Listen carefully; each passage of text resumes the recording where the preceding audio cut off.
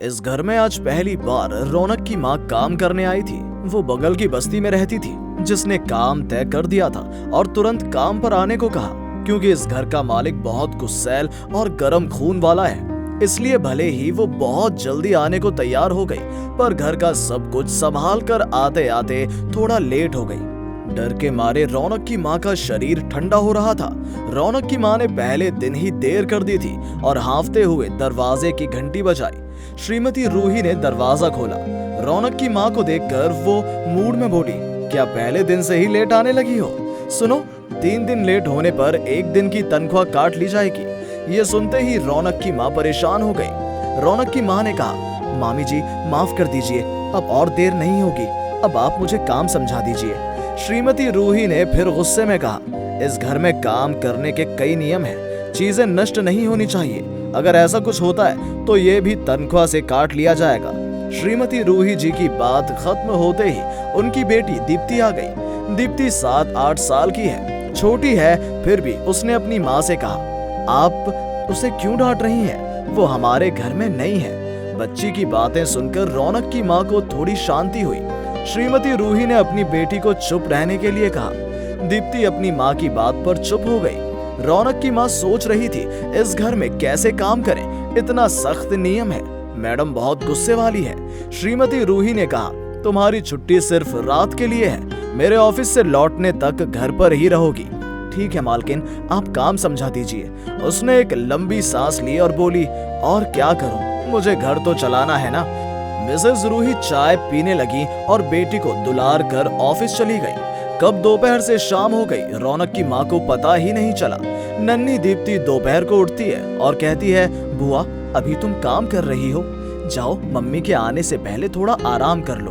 Mummy बहुत गुस्से में है, ऑफिस से आने के बाद माँ का गुस्सा ज्यादा होता है। दीप्ति की बातें सुनकर रौनक की माँ बहुत खुश होती है। उसने दीप्ति से कहा, अफमानी तुम बहुत अच्छी हो, भले ही तुम छोटी हो, तुम बहुत सी बातें समझती हो, भगवान तुम्हारा भला करे।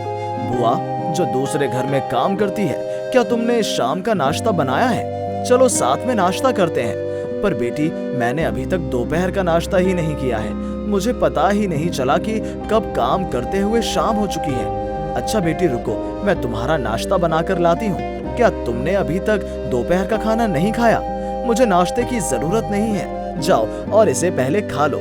नहीं बेटा, अभी मुझे भूख नहीं है, मैं तुम्हारा नाश्ता पहले बनाती हूँ, वरना मालकिन बहुत गुस्सा करेंगी। मैं अपनी माँ को नहीं बताऊंगी, आप पहले दोपहर का नाश्ता खा लो।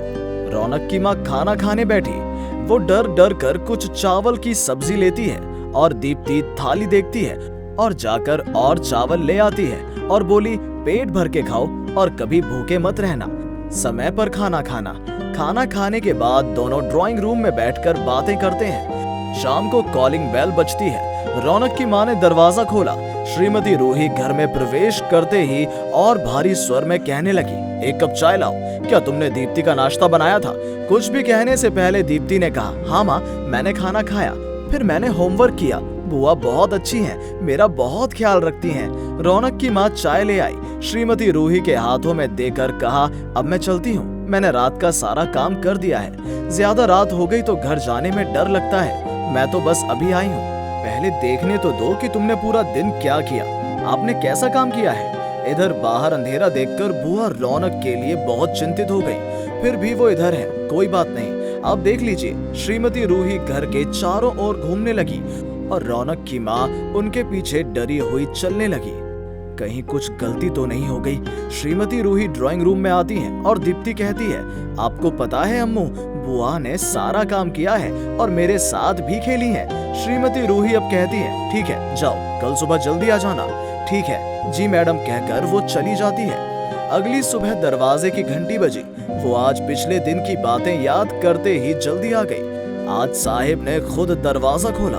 बुआ को देखकर वो उसे पहचान नहीं पाए। श्रीमती रूही ने आकर कहा कि उन्होंने कल से काम शुरू कर दिया है। सर ने कहा, ठीक है। इतना कहकर वो दरवाजे से हट गए और बुआ अंदर आ गई। साहब और मैडम ऑफिस चले गए। रौनक की माँ अपना काम शुरू करती है। घर में झाड़ू लगाते समय अचानक टेबल पर रखे एक महंगे फूलदान उससे टूट जाता है। उसकी आवाज सुनकर दीप्ति भी जाग जाती है। दीप्ति समझ जाती है कि कुछ टूट गया है। इसी बीच रौनक की माँ का शरीर डर से कांपने लगता है। दीप्ति के आने पर रौनक की माँ फौरन कहती है कि मैंने जानबूझकर नहीं तोड़ा है। दरअसल जल्दी आने की वजह से मैंने सुबह खाना नहीं खाया है।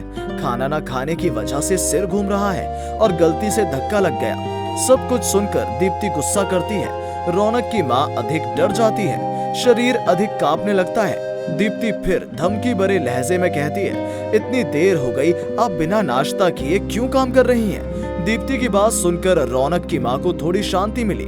रौनक की माँ उसकी वजह से रो पड़ी। दीप्ति ने कहा, चिंता मत कीजिए, डरने की कोई बात नहीं है, पहले खा लीजिए। रौनक की माँ कहती है, पहले साफ करके तुम्हें नाश्ता दे दूं, फिर मैं खा लूंगी। आप पहले खाओ, मैं अभी फ्रेश नहीं हूँ। कुछ देर बाद दीप्ति फ्रेश होकर अपने कमरे में आती है। रौनक की माँ दीप्ति के लिए नाश्ता लाती है। दीप्ति नाश्ता करने लगी। रौनक की माँ कहती है, बेटी अगर मैडम आकर गुलदान नहीं देखेंगी तो मुझ पर गुस्सा करेंगी, मुझे काम से निकाल देंगी। हाँ, ये मेरी माँ का पसंदीदा गुलदान है। अच्छा अब तुम जाओ, कुछ और करो, इसकी चिंता मत करो। मम्मी के आते आते शाम हो जाएगी। इतना सोचेंगे तो आपके दूसरे काम भी बिगड़ जाएंगे और तब माँ को और गुस्सा आएगा। दीप्ति नाश्ता करके ड्राइंग कर रही थी।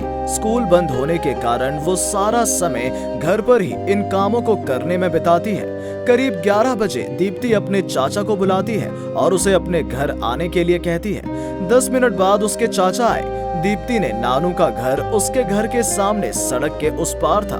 दीप्ति के चाचा कहते हैं कि तुमने बुलाया बेटा, मेरी रंगीन पेंसिलें खत्म हो गई हैं, चलिए आपको स्टोर पर ले चलते हैं। दीप्ति और उसके चाचा निकल जाते हैं। रंगीन पेंसिल खरीदने के बाद दीप्ति ने अपने चाचा से कहा, चलो उस दुकान पर चलते हैं जहाँ से माँ घर की चीजें खरीदती हैं। क्यों?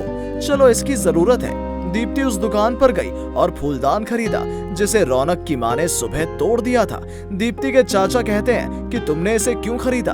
आपके घर में एक है ना? नहीं चाचा, वो था, अब नहीं है। बुआ ने आज सुबह काम करते हुए उसे तोड़ दिया, तो मैं इसे माँ के आने से पहले रख दूंगी ताकि माँ समझ ना सके।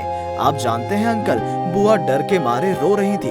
आप तो जानते हैं कि मेरी माँ कितनी नाराज होंगी, पर आप फिर माँ को मत बताना। ठीक है बेटा, चलो जल्दी घर जाओ। रौनक की माँ किचन में काम कर रही थी। दीप्ति रौनक की माँ के पास गई और बोली, बुआ आंखें बंद कर लो। क्यों? पहले अपनी आंखें तो बंद करो, फिर बताती हूँ। तब रौनक की माँ ने आंखें मूंद ली। अब मुझे अपना हाथ दो। जब रौनक की माँ ने हाथ दिया तो दीप्ति ने फूलदान उन्हें थमा दिया और कहा, अब अपनी आंखें खोलो।